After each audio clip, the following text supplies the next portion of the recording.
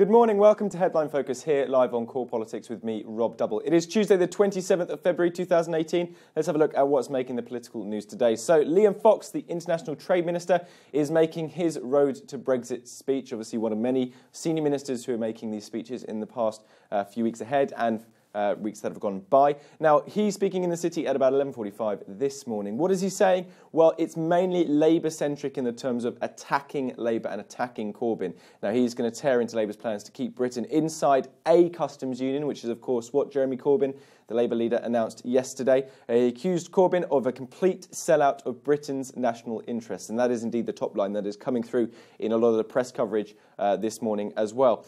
Interestingly, though, the press aren't fully running with Liam Fox's interpretation of Corbyn's speech, particularly in the context of business. It's being Liam Fox's speech is actually being framed rather as an attack on business itself. This is after the CBI backing yesterday for a customs union in terms of a Brexit arrangement, which is of course what the Labour's position is. CBI backing effectively what is then a Labour position, a softer Brexit, and also the interesting coming from Politico as well.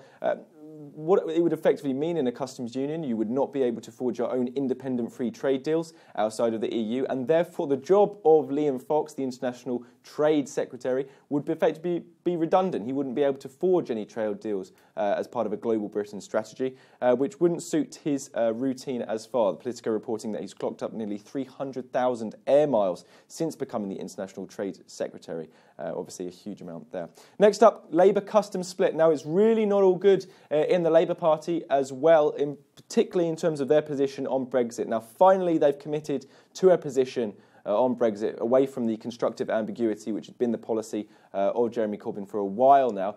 Obviously, softer Brexit, going for a customs union arrangement. There was stern resistance from the Corbyn party and indeed the Corbyn leadership around going for a softer Brexit option. And in particular, it's reported today that there was stern resistance from Jeremy Corbyn's powerful Director of Strategy and Comms, Seamus Milne. Now, what really won over Jeremy Corbyn to committing to a softer Brexit or a customs union arrangement of some sort was John McDonnell, his second-in-command and Shadow Chancellor. Now, he was attracted by the idea of outflanking the Tories in the sense of business, having more business-friendly Brexit, and also on the Irish border as well, because being in a customs union with the EU would solve the question of the Irish border between Northern Ireland and the Republic of Ireland. It does, however, seriously undermine, and this is going to be really interesting to see where the electorate go in terms of viewing Corbyn. Corbyn has always been this very principled, fundamentally, I believe in what I believe in, and I'm not going to apologise for it, and I'm not going to compromise on the basic principles that I've run my political career. All of a sudden, that is changing. Jeremy Corbyn has previously been very Eurosceptic. His parliamentary record shows he's very, very Eurosceptic.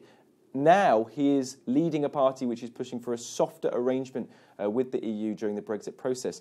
Very interesting. A lot of people interpreting this as a political move over principle. And whether that damages Corbyn's reputation as being an authentic, honest politician will be really interesting to see in the next few months ahead. What it also does, in the sense of the Brexit Labour heartlands, obviously particularly in the north of the country, reports coming through today of Conservative MPs in those kind of areas really happy at the Labour Party position, because for the electorate there, Labour Party have effectively abandoned them and abandoned their vision of Brexit, which is completely separating from the EU and Britain going it alone. Labour will seek to weaponise a softer Brexit strategy in the upcoming local elections to hope to win the votes of EU citizens. What that will do, though, in terms of their Labour heartlands, it will be really interesting to see again in the future. Finally, one more story comes across in Ireland, but at the same time also in Westminster. Sinn Fein are under huge pressure from opposition parties to take up its 7 seats in the House of Commons. Why? Well, that will put further pressure on the government to achieve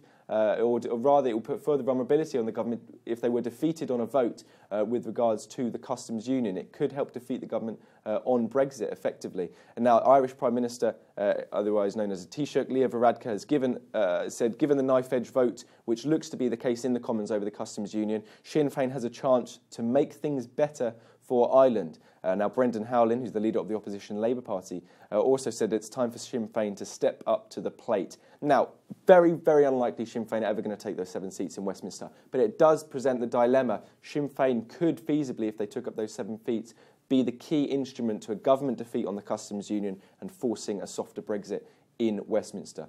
Whether they would do that, very unlikely, but nevertheless a really interesting discussion point over the next few days. That's pretty much it for today. You're up to date. Don't forget you can find all the latest on what we're doing here on Core Politics on our Facebook page and Twitter right here. We're back in Brussels in the European Parliament tomorrow morning, so we'll be doing our headline focus from there and indeed bringing you more of what's going on from inside the European Union with Brexit and more.